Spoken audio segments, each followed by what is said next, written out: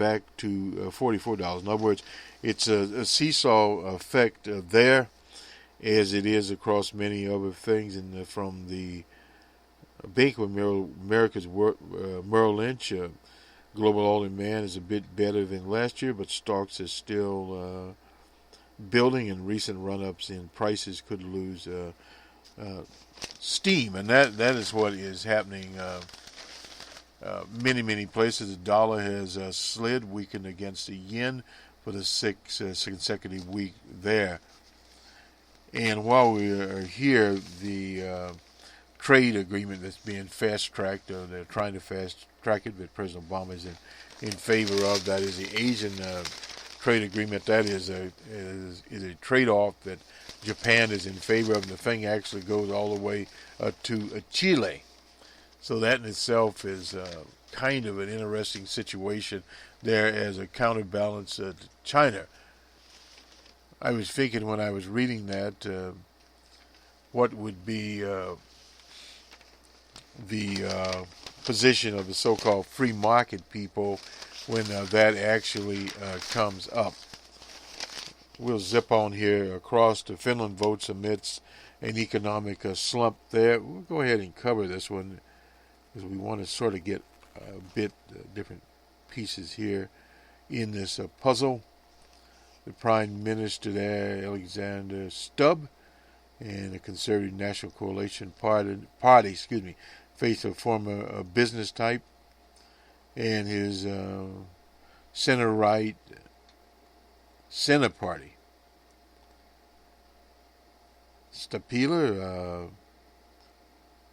has pledged creation of 200,000 jobs in the next 10 years.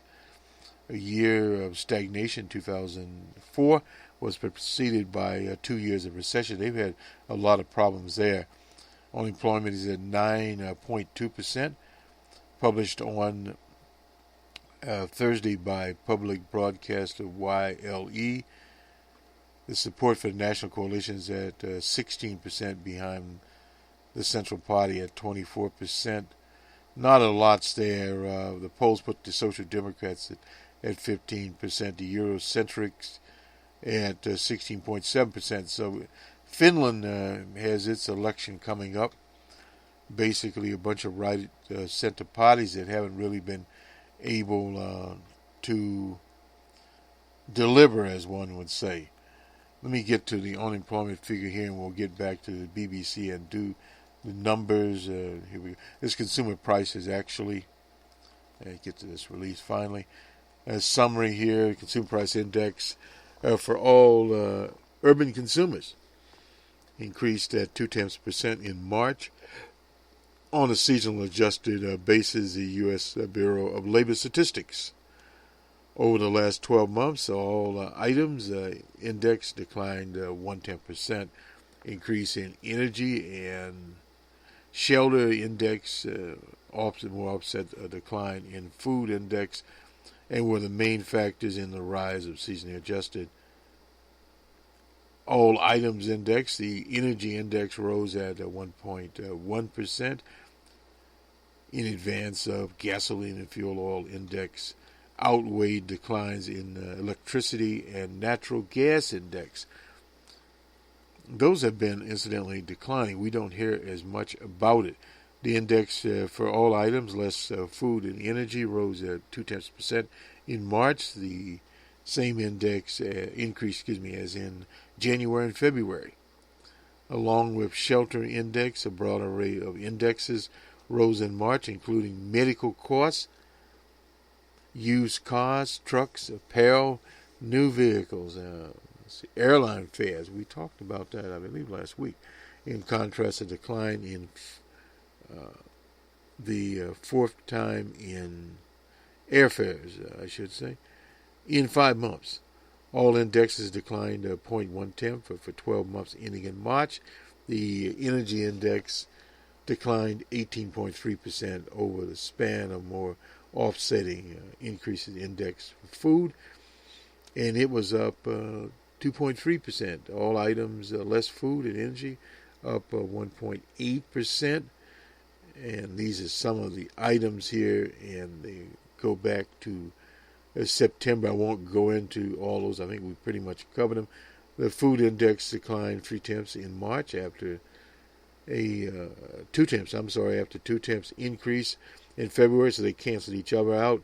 The index for food at home turned sharply down in March, falling 0.5%. 5 of the 6 major grocery store food index declined. The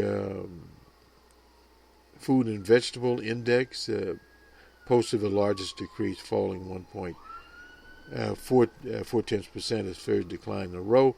The index for non-alcoholic beverages, which rose 0.6% in February, fell 0.6% in March. The index for dairy and related products fell 0.5%, and as did the index for meat, poultry, fish, and eggs.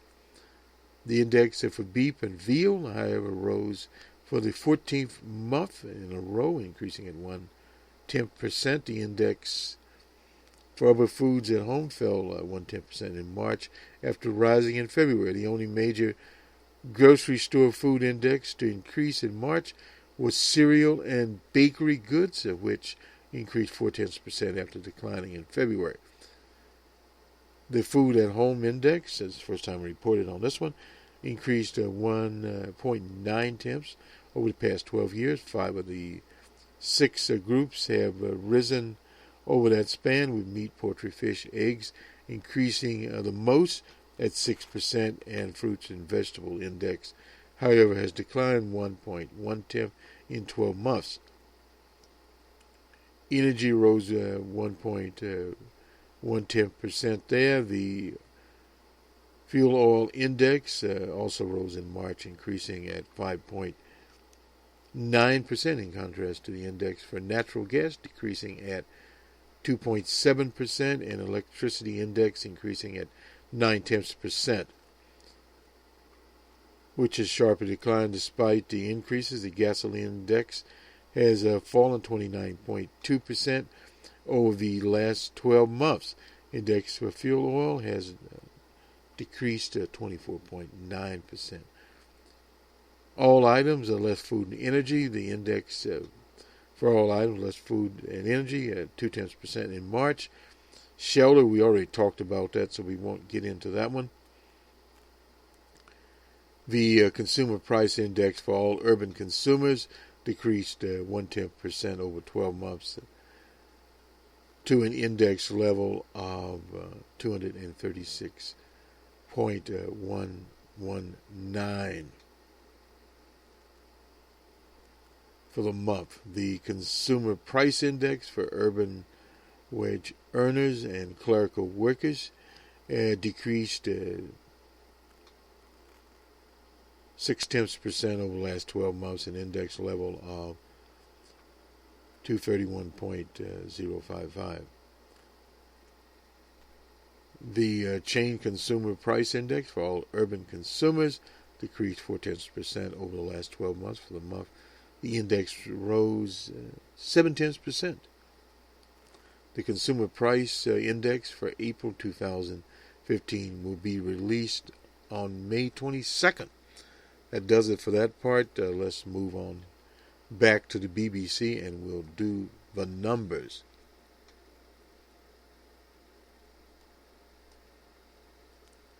Total jobless here. This is on the 17th, back to 2008.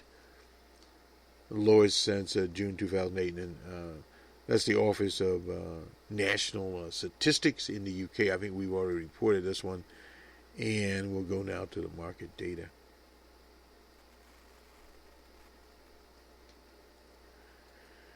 And the markets are mostly from Friday, unless otherwise noted, and they're all down.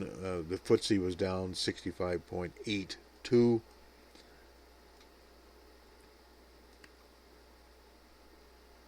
In Amsterdam, they were down 9.35. The DAX, in Germany was down 310.16. In Paris, they were down 81.23. In Brussels, 73.94. In Madrid, 252.31. In Zurich, 152.68. In Moscow, they were down 1.46. In Johannesburg, also they were down 294.82. In Bombay, on Friday, they were also down 357.59. In Karachi, 555.61 in the positive territory there. In Lahore, negative 5.82. In Colombo, they were 9.14. In Tehran on Wednesday, they were 389.50. In Sydney on Friday, they were down also 66.10. The Nikkei was down 232.89.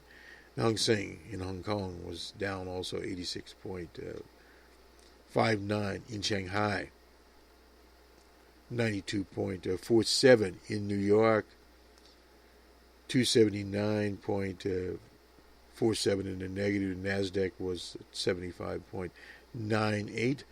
The Merc, that's a commodities market out in the Midwest city of Chicago, at 23.81. In San Pablo, 719.42. And in Mexico, 467.86 in the negative also there. And quickly we'll get the commodity price conditions here. And we'll do Brent crude. It was down 29 cents. It's up at $63.69. The spot was up $1.90 at $64.33. West Texas crude was down 39 cents at $56.07. Gold was down 5 cents. That's a Forex. The Dubai gold was down $3.10 at $1,199.30. And we'll deal with corn futures. They were up $3.50. Oats up $5.50. Let's kind of see where the commodities are. Soybean futures were up $2.75. Wheat futures, there was no change at all there. Soybean oil futures down 24 cents. Cocoa was down 26 cents.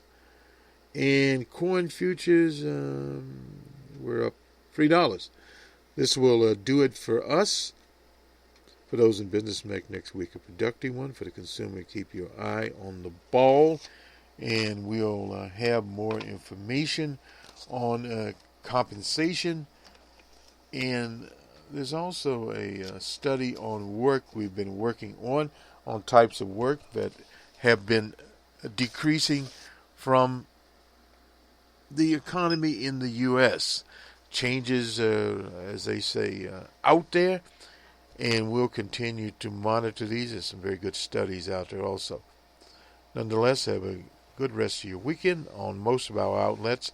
This will air later today, which is the 19th. Good day.